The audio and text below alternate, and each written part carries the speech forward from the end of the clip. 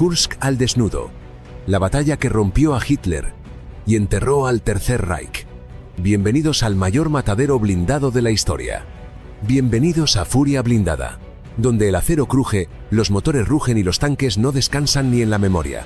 Hoy te llevamos a la mayor batalla de tanques jamás librada por la humanidad. Hablamos de Kursk. Sí, ese evento donde la guerra dejó de ser humana y se convirtió en una trituradora de acero, fuego y desesperación. Era el verano del año 1943, y la situación para el régimen nazi era cualquier cosa menos favorable. Después del desastre en Stalingrado, Hitler necesitaba una victoria como un pez necesita agua. Estaba desesperado, paranoico y convencido de que una única maniobra maestra podía devolverle el control del este. Spoiler: no funcionó. ¿El plan? Una operación llamada Ciudadela, un nombre bonito para una carnicería industrial. La idea era simple: realizar una maniobra de pinza sobre el saliente soviético de Kursk, atrapar a las tropas del Ejército Rojo como si fueran sardinas en lata y aplastarlas sin piedad.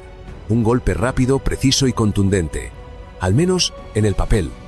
Pero aquí es donde todo comienza a desmoronarse. Hitler, en su infinita fe en las armas milagrosas, decidió esperar a tener suficientes tanques Tiger y Panther para la operación. ¿El problema? Mientras él se entretenía contando fierros, Stalin construía la mayor línea defensiva de la historia moderna. Los soviéticos, gracias a una combinación de espionaje y sentido común, sabían todo, absolutamente todo. Así que mientras los generales alemanes sudaban la gota gorda esperando la orden de ataque, los soviéticos cavaban trincheras como si no hubiera un mañana. Colocaban minas como si regalaran caramelos y posicionaban artillería donde pudiera hacer el mayor daño posible. Si alguien pensó que esta sería una batalla relámpago, terminó viendo cómo su Blitzkrieg se hundía en el barro de la realidad. Kursk no fue solo una batalla, fue un cambio de era, el punto de no retorno, el día en que los tanques dejaron de ser armas y se convirtieron en tumbas rodantes. Así comienza esta historia, y créeme, no tiene nada de gloriosa, es un desfile fúnebre con orugas. La obsesión de Hitler con sus tanques invencibles. La historia de Kursk no puede entenderse sin entrar en la mente descompuesta de Adolf Hitler, el autoproclamado estratega supremo que empezó a confundir la guerra con un catálogo de juguetes blindados. En su delirio, estaba convencido de que los nuevos tanques Tiger y Panther serían tan devastadores que borrarían de un plumazo todo lo que había salido mal en el frente oriental. Como si unas cuantas toneladas extra de acero pudieran corregir la catástrofe de Stalingrado. Los Tiger eran enormes, lentos y prácticamente invulnerables en un 1 contra 1. Sus cañones de 88 milímetros eran capaces de destruir cualquier cosa que se moviera en el campo de batalla. Y los Panther, diseñados para ser más rápidos pero igual de letales, eran la promesa del nuevo orden blindado alemán. Todo suena muy bien, hasta que uno se fija en los detalles. El principal problema: estos tanques eran tan complejos y delicados como una porcelana de museo. Sus motores fallaban, sus sistemas eléctricos eran caprichosos y sus repuestos escaseaban más que la cordura en el alto mando nazi. Cada Tiger requería horas de mantenimiento por cada hora de combate. Y eso, en medio de una ofensiva masiva, no es precisamente ideal. Pero Hitler, fiel a su estilo de negarlo todo menos su ego, decidió retrasar la operación Ciudadela una y otra vez. Quería tener suficientes Tiger y Panther listos, aunque eso significara regalarle a los soviéticos semanas de ventaja. Von Manstein y otros generales, más conectados con la realidad, rogaban iniciar la ofensiva antes de que los soviéticos terminaran de fortificar Kursk. Pero no, el Führer tenía su propio calendario y su propio universo. Mientras tanto, Stalin se frotaba las manos. Cada día de retraso era un día más para enterrar minas, reforzar búnkeres y multiplicar el número de cañones antitanque. Era como si Hitler le estuviera haciendo un favor a su enemigo, con moño incluido. Una guerra relámpago que empezó con una eterna espera. La ironía es brutal. Hitler quiso jugar con sus nuevos tanques como si fueran una baraja ganadora, y lo que hizo fue lanzar el mayor ataque frontal contra el mejor preparado sistema defensivo de la guerra. Resultado: un choque de trenes con las luces apagadas y los frenos cortados. Kursk, un infierno de acero, lodo y metralla. Cuando finalmente comenzó la operación Ciudadela el 5 de julio del año 1943, lo que se desató en Kursk no fue una brillante campaña de guerra relámpago. Fue una pesadilla de proporciones industriales. El paisaje se transformó en una trituradora de acero donde el avance alemán, tan meticulosamente planificado, se topó de frente con una muralla soviética diseñada para romper la voluntad de cualquier ejército. Y vaya si lo logró. Los alemanes se enfrentaron a más de 1 millón de minas antitanque y antipersona. Sí, 1 millón. Eso no es una línea defensiva, es una declaración de guerra pasiva-agresiva. Cada avance requería despejar caminos a mano, bajo fuego enemigo constante. Los ingenieros alemanes no tardaron en ser apodados los primeros en morir. Cada paso era un boleto a la eternidad. El terreno no ayudaba. Julio en Kursk era sinónimo de barro, polvo y clima impredecible. Las orugas de los tanques quedaban atascadas, las ruedas se hundían y los cañones apenas podían apuntar con precisión. Los famosos Tiger, tan imponentes en los desfiles, se convertían en ataúdes sobre ruedas al menor fallo mecánico. Y fallaban. Vaya si fallaban. Los soviéticos, por su parte, no se limitaron a esperar. Aplicaron una defensa en profundidad con varias capas de trincheras, cañones antitanque, posiciones de artillería y zonas de emboscada. Si el enemigo lograba romper la primera línea, lo recibían en la segunda. Si sobrevivía a la segunda, la tercera estaba aún más preparada. Era como jugar a un videojuego con vidas infinitas, del lado equivocado. En el aire, los bombarderos y cazas libraban duelos espectaculares. Pero por cada avión alemán derribado, los soviéticos tenían uno más en el aire. Los famosos Stuka, que una vez aterrorizaron Europa, ahora eran blancos fáciles para los cazas soviéticos más modernos y mejor entrenados. El control del cielo se volvió un tira y afloja diario. Y como si todo esto fuera poco, los soviéticos sabían exactamente cuándo y dónde iban a atacar los alemanes. Gracias al espionaje británico y a su propia red de inteligencia, Stalin tenía más información de la ofensiva alemana que muchos oficiales nazis. El resultado fue predecible. Los alemanes avanzaban a ciegas en un campo minado, mientras los soviéticos les esperaban con la mesa puesta y el dedo en el gatillo. Prokhorovka, el choque brutal que selló el destino. 12 de julio del año 1943. En las cercanías de un pequeño pueblo llamado Prokhorovka, las fuerzas alemanas y soviéticas chocaron en uno de los combates blindados más salvajes, ruidosos y desquiciados de toda la historia militar. Y no es una exageración narrativa. Estamos hablando de cientos de tanques que se lanzaron a una colisión frontal sin tregua y en muchos casos sin estrategia alguna, pura rabia de acero. Los alemanes venían empujando con fuerza desde el sur, confiando en el poder devastador de sus Tiger y Panther. Tenían ventaja en blindaje y alcance, pero los soviéticos, en un acto que solo puede calificarse de suicida o gloriosamente temerario, decidieron cerrar la distancia al máximo para anular esa ventaja. Resultado: los tanques se enfrentaban a menos de 50 metros de distancia, chocando literalmente unos con otros. Los T-34 soviéticos no solo eran más ligeros y rápidos, también eran prescindibles. Por cada unidad que era volada por los Tiger, aparecían dos más saliendo de detrás de un terraplén. Los soviéticos aceptaron el alto precio de sus bajas sabiendo que podían reponerlos. Los alemanes, en cambio, sentían cada tanque perdido como una herida sin cura.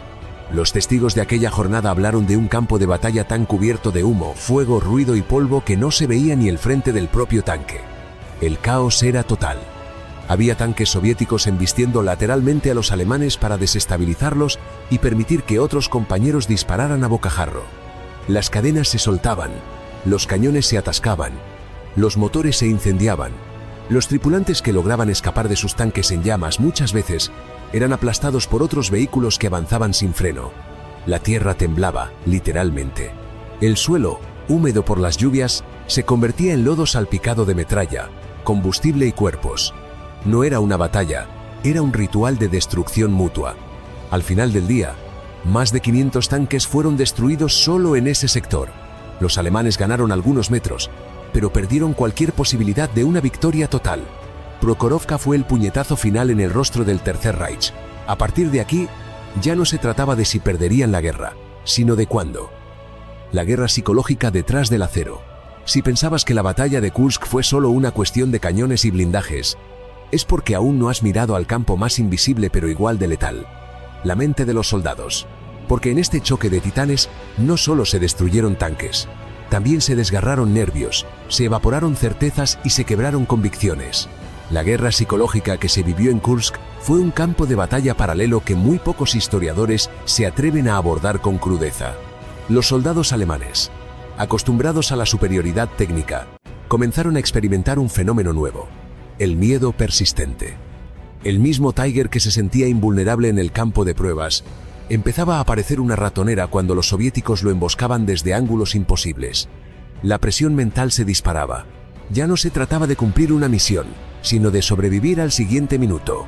Los informes alemanes de la época muestran un incremento en las crisis de nervios, desobediencia y pánico entre las filas. Por su parte, los soviéticos tenían su propio cóctel emocional: rabia, venganza y una disciplina férrea que rozaba lo insano. Muchos iban a la batalla con la certeza de que no volverían. Algunos incluso recibían cartas preescritas de despedida para sus familias. Pero eso no los detenía. La motivación venía de algo mucho más primitivo que el patriotismo: la memoria de Stalingrado, de sus ciudades arrasadas, de sus familias humilladas. El odio se convirtió en motor. Y como si todo esto no bastara, los soviéticos también jugaron al despiste. Usaron señuelos, tanques de cartón piedra, radiocomunicaciones falsas y posiciones de artillería simuladas. Los alemanes disparaban contra fantasmas mientras los verdaderos cañones se escondían como serpientes en la hierba. Cada error costaba vidas, y cada vida perdida deterioraba aún más la moral. Incluso dentro de los tanques, la guerra era psicológica. Imagina estar encerrado en un cubículo metálico a 40 grados, con el sonido ensordecedor de motores, disparos y explosiones, sin saber si el siguiente impacto acabará con todo. Algunos tripulantes llegaban a perder la noción del tiempo y del espacio. No sabían si era de día o de noche, ni cuántos enemigos habían destruido, ni si seguían vivos por suerte o por habilidad. Kursk no solo fue una batalla por el territorio, fue una demolición sistemática de la psique del combatiente, porque antes de quebrar el acero, se quebró la voluntad. La trampa de Kursk. Cuando el cazador se convirtió en presa, los alemanes llegaron a Kursk creyendo que estaban a punto de dar una lección magistral de táctica militar, una de esas que se estudian en academias y se recuerdan con aplausos. Pero lo que realmente ocurrió fue un cambio brutal de roles. El cazador terminó atrapado en una trampa cuidadosamente diseñada, donde cada paso adelante equivalía a perder una ficha en el tablero. Y no fue una casualidad. Fue una estrategia quirúrgica ejecutada con frialdad matemática por parte del ejército soviético. Mientras en Berlín se soñaba con una victoria relámpago, en el campo de batalla todo olía a trampa. Literalmente, el terreno estaba minado con tanta precisión que parecía una alfombra persa de destrucción. Por cada metro de avance, los tanques alemanes tenían que vérselas con minas antitanque, zanjas ocultas, barricadas improvisadas y fuego cruzado de artillería. El objetivo soviético no era impedir el avance desde el inicio, sino dejar que los alemanes entraran justo lo suficiente para atraparlos, como una araña paciente esperando que la mosca llegue al centro de la telaraña. Y cuando lo hacían, era el caos, porque la contraofensiva soviética estaba milimétricamente cronometrada. Apenas los tanques alemanes rompían la primera línea, salían desde las sombras los T-34 como enjambres furiosos. No llegaban en formación, ni esperaban órdenes elegantes. Llegaban a toda velocidad, como una estampida de acero, dispuestos a embestir, empujar y triturar. La superioridad alemana en blindaje y potencia de fuego se volvía inútil si ni siquiera podían girar sus torretas a tiempo. Además, los soviéticos sabían exactamente qué rutas usarían los invasores. Gracias a la información filtrada desde la inteligencia británica, habían recreado mapas de avance tan exactos que cada colina, cada árbol y cada curva del terreno estaba vigilada por una batería de cañones lista para disparar. Cada batalla no era improvisada, era una emboscada coreografiada al milímetro. Lo más irónico de todo es que los tanques alemanes más avanzados, los famosos Panther y Tiger, acabaron siendo víctimas de sus propias virtudes. Su tamaño, su peso y su complejidad los convertían en blancos lentos, difíciles de maniobrar y, para rematar, propensos a averías. Algunos ni siquiera llegaban al combate. Se incendiaban por problemas técnicos o quedaban atrapados en el barro como mamuts obsoletos. En Kursk, el ejército alemán no fue derrotado por falta de potencia. Fue derrotado por su exceso de confianza, por subestimar al enemigo y por caer de lleno en una trampa que se cerró con precisión quirúrgica. El arte de resistir, la estrategia soviética que paralizó a los nazis. Mientras los generales alemanes se devanaban los sesos intentando entender por qué sus flamantes tanques parecían juguetes desechables en Kursk, los soviéticos ya habían dominado el arte de la resistencia estratégica. Aquí no se trataba solo de aguantar por aguantar. Era una danza milimétrica entre defensa y contraataque, donde cada línea que se perdía estaba diseñada para costarle al enemigo más de lo que valía. Y vaya si lo lograron. Las trincheras no eran simples zanjas. Eran laberintos interconectados que permitían a los soldados moverse sin exponerse, mientras las posiciones de tiro se reconfiguraban constantemente. El resultado: por cada metro ganado, los alemanes perdían más tanques y hombres de los que podían reponer. Y como si fuera poco, los ingenieros soviéticos habían convertido los campos en auténticos escenarios de tortura mecánica. Minas, fosas antitanque, obstáculos de acero, dientes de dragón. Cualquier avance era como intentar bailar claqué sobre una cuerda floja. Pero lo realmente brillante era el ritmo. La defensa soviética no era estática. Era una defensa en capas, en oleadas. Cuando los alemanes rompían una línea, eran recibidos con otra, y luego otra, y otra más, como si el terreno mismo se resistiera a ser conquistado. Cada colina ocupada era solo una antesala del siguiente infierno. Y claro, los soviéticos no eran tontos. Sabían que el tanque Tiger podía aniquilar a un T-34 con un solo disparo. Pero también sabían que el Tiger necesitaba espacio para girar su torreta y posicionarse. Así que crearon emboscadas cerradas, zonas de combate tan estrechas que anulaban por completo la ventaja tecnológica del enemigo. Los T-34 atacaban en enjambres, como abejas furiosas dispuestas a morir con tal de clavar el aguijón. Y vaya que lo clavaban. En esta estrategia de desgaste, cada baja soviética era reemplazada en cuestión de días. La maquinaria industrial al este de los Urales no dormía. Mientras Alemania hacía malabares para mantener en funcionamiento sus fábricas bombardeadas, la Unión Soviética producía tanques como si fueran panecillos. Los T-34 no eran perfectos, pero eran suficientes, y estaban por todas partes. La moral también era un factor decisivo. Los soldados soviéticos no solo luchaban por su patria, luchaban sabiendo que la historia les miraba, que si perdían, sus familias serían arrasadas, que no había marcha atrás. Esa determinación férrea, combinada con una estrategia sólida, paralizó el avance alemán como si hubiera chocado contra un muro invisible. Un muro que no se derrumbaba, sino que devolvía los golpes con más fuerza. La guerra desde el cielo, cuando los bombarderos también decidieron el destino. Mientras los tanques se despedazaban entre sí sobre los campos ardientes de Kursk, una guerra paralela se libraba en el cielo.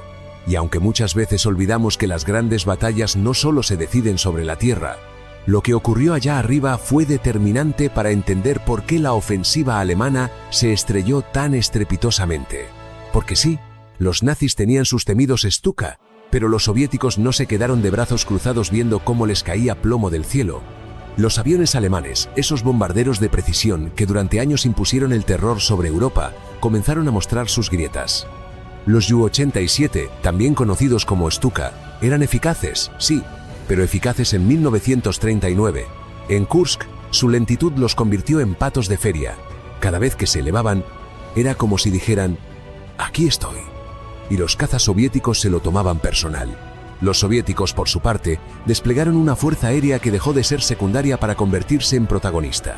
Los Ilyushin Il-2, conocidos como los tanques voladores, eran auténticos cazabombarderos blindados, diseñados para destruir tanques alemanes con precisión quirúrgica.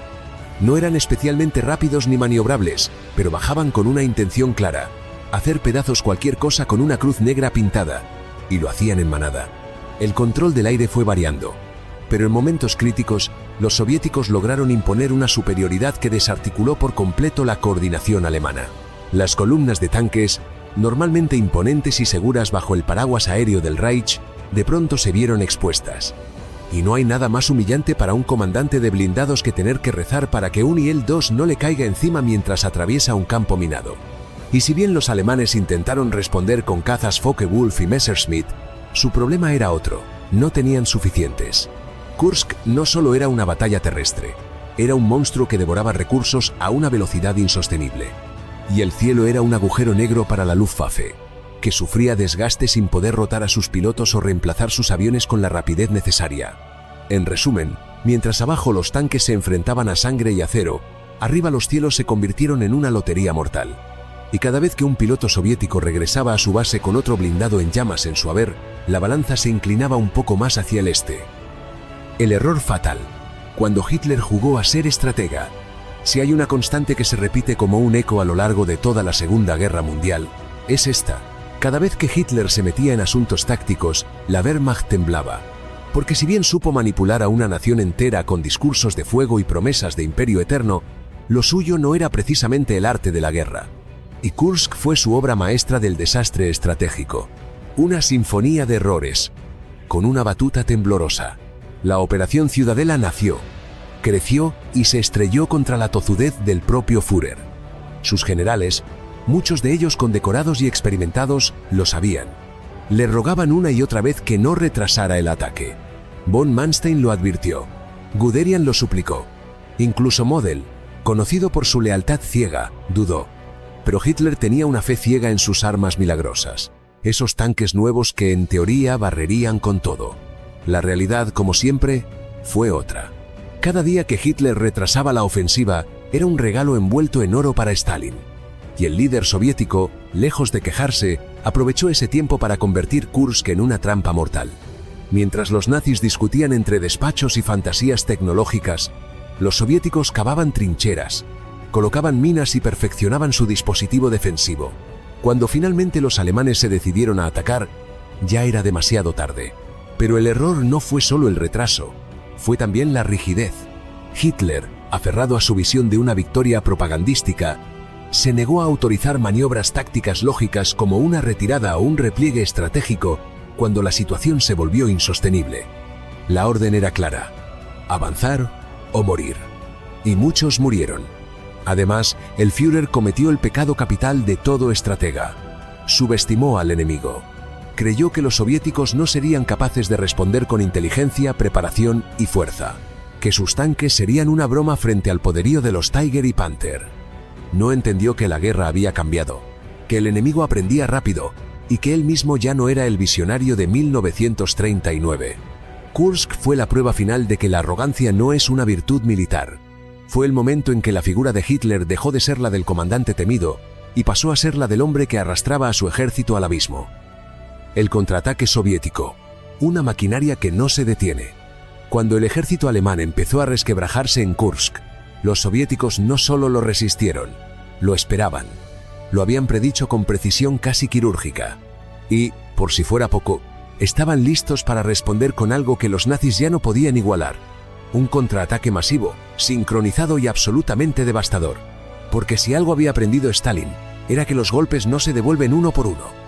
Se devuelven con un martillo gigante que aplasta sin pedir permiso. En cuanto Hitler ordenó la retirada parcial tras el fracaso del avance alemán, el Ejército Rojo no esperó ni una semana.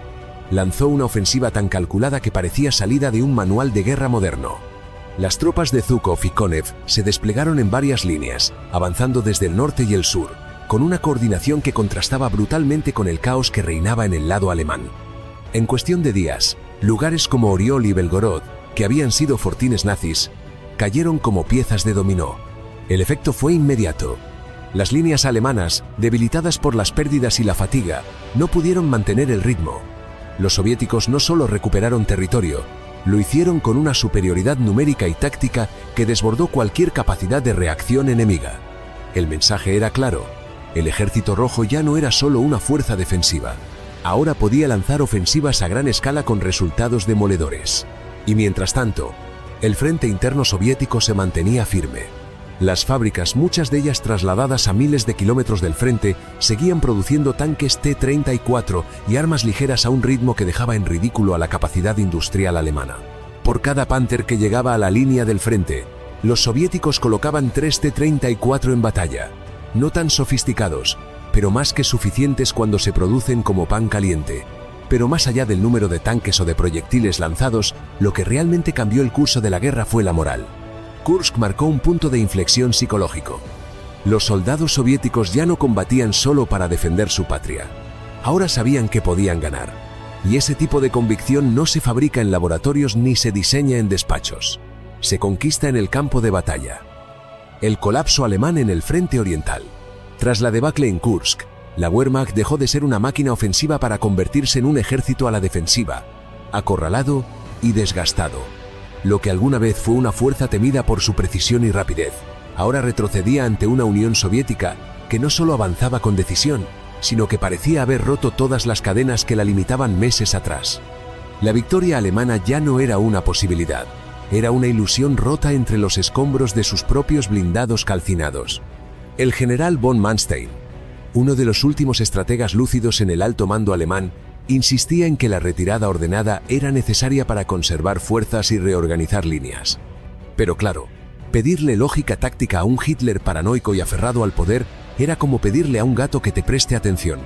Negarse a ceder territorio era su nueva obsesión, como si estamparse contra el muro fuera un gesto de heroísmo en lugar de una receta para el desastre. La moral entre las tropas alemanas se hundía más rápido que una piedra en el Báltico. Las bajas eran irreemplazables, los suministros escaseaban y los refuerzos simplemente no llegaban.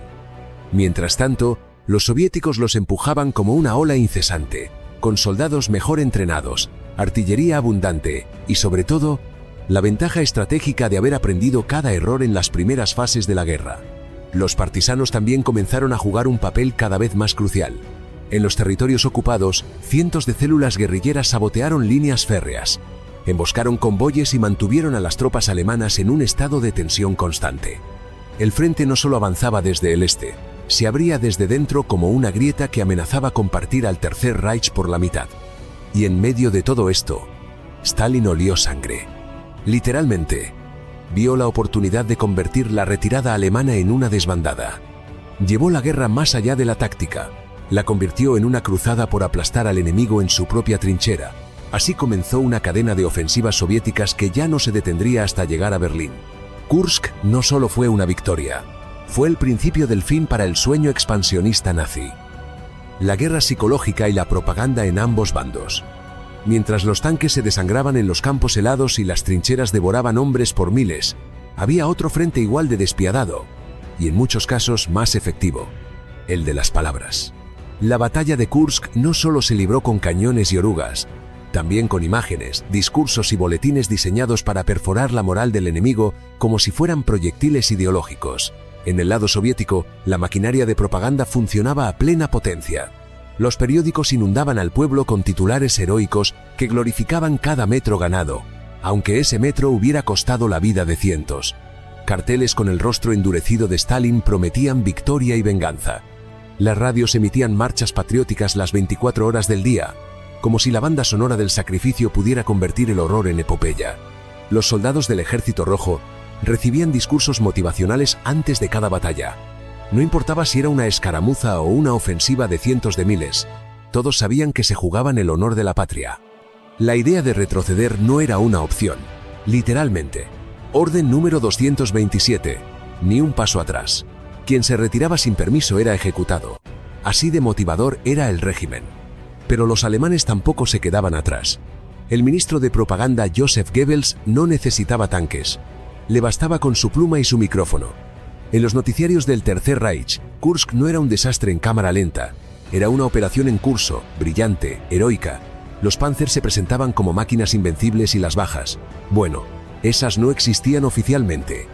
El problema es que la realidad siempre acaba por colarse entre las grietas del engaño. Y claro, mientras ambos bandos trataban de elevar su moral, también se ocupaban de hundir la del enemigo. Panfletos lanzados desde aviones, transmisiones radiales clandestinas, rumores sembrados por espías. La guerra psicológica no dormía. ¿El objetivo? Convencer al adversario de que ya estaba vencido antes siquiera de apretar el gatillo. Kursk fue el mayor enfrentamiento de tanques de la historia. Sí, pero también fue un combate de narrativas. Una guerra donde el control de la historia era tan codiciado como el control del territorio. Porque al final, el que domina el relato, domina la memoria. El costo humano de Kursk. Detrás del rugido de los motores y el estruendo de los cañones, Kursk escondía su verdadera dimensión, una catástrofe humana de proporciones apocalípticas. En los informes oficiales, los tanques eran números, los frentes eran líneas en un mapa y las ofensivas, flechas rojas o negras que se movían de este a oeste. Pero sobre el terreno, cada paso costaba sangre, sudor y carne. Se calcula que en apenas unas semanas, más de 1 millón de soldados participaron en la batalla. De ellos, cientos de miles jamás regresaron. El frente de Kursk se convirtió en un matadero a cielo abierto. Las divisiones soviéticas, muchas de ellas recién reclutadas y mal entrenadas, eran enviadas a toda prisa al frente. Allí enfrentaban un dilema perverso: avanzar hacia la artillería alemana o retroceder hacia los comisarios políticos que los esperaban con balas por desobedecer la orden de no retirarse. Los hospitales de campaña soviéticos eran un caos, no por falta de médicos, sino por sobreabundancia de heridos. En algunos puntos, los cirujanos amputaban sin anestesia, con sierras oxidadas y una venda sucia entre los dientes del paciente. Era eso o dejarlo morir desangrado. Algunos sobrevivían, muchos no. Y los que lo hacían, volvían al frente a los pocos días, con un fusil en una mano y la otra envuelta en vendas. En el lado alemán, la situación no era mucho mejor. Los soldados veteranos de campañas anteriores empezaban a notar que el ritmo de reemplazos ya no era el mismo. Si antes un batallón podía reponerse tras una semana de combate, ahora pasaban días, incluso semanas, sin refuerzos. Las bajas eran tan altas que algunas divisiones quedaron reducidas a la mitad de su capacidad operativa en Kursk, el giro irreversible del destino. La batalla de Kursk no solo marcó el fracaso de la Operación Ciudadela, fue, en términos históricos, el clavo más grande y reluciente en el ataúd de la ambición nazi. Con cada tanque alemán reducido a chatarra y cada metro de tierra devuelto al Ejército Rojo, se sellaba el destino de un régimen que hasta entonces había parecido imparable. Kursk fue la última gran ofensiva alemana en el este. Después de eso, todo fue retroceso, retirada y derrota. En Berlín, la propaganda intentaba maquillar la realidad. Joseph Goebbels seguía gritando promesas de victoria final mientras la radio reproducía marchas triunfales. Pero ni la música ni los discursos podían ocultar lo evidente. El Tercer Reich estaba en caída libre. Las fábricas alemanas, bombardeadas por los aliados, ya no podían reponer las pérdidas sufridas en el frente. Y aunque los tanques Tiger y Panther eran impresionantes, no podían multiplicarse por arte de magia. Cada vehículo destruido era una herida abierta que no cerraba. En cambio, la Unión Soviética se convertía en una bestia despiadada que aprendía rápido. Con cada batalla, mejoraba sus tácticas, aumentaba su producción y reforzaba su moral. Kursk fue el punto de inflexión en esa metamorfosis. No solo vencieron a los alemanes, los aplastaron psicológicamente. El aura de invencibilidad del ejército alemán desapareció. Y con ello, la posibilidad de que Alemania ganara la guerra. Lo irónico es que Hitler había confiado tanto en sus armas milagrosas que olvidó lo básico: el tiempo, el terreno y la realidad. Su obsesión por el simbolismo, por las grandes victorias propagandísticas, lo llevó a Kursk en el peor momento posible. Y cuando la marea empezó a retroceder, no le quedó otra opción más que admitir, al menos en silencio, que había cometido un error irreparable. A partir de Kursk, la guerra tomó un solo rumbo. El Ejército Rojo avanzó sin descanso hasta Berlín, mientras los aliados se abrían paso desde el oeste. La guerra que Hitler había planeado ganar en meses se convirtió en una pesadilla interminable. Y Kursk fue la bisagra donde la historia cambió de dirección para siempre. Así concluye este recorrido por la batalla de tanques más grande de todos los tiempos. Si te ha gustado este viaje brutal y revelador, suscríbete a Furia Blindada para no perderte los episodios más impactantes de la historia militar.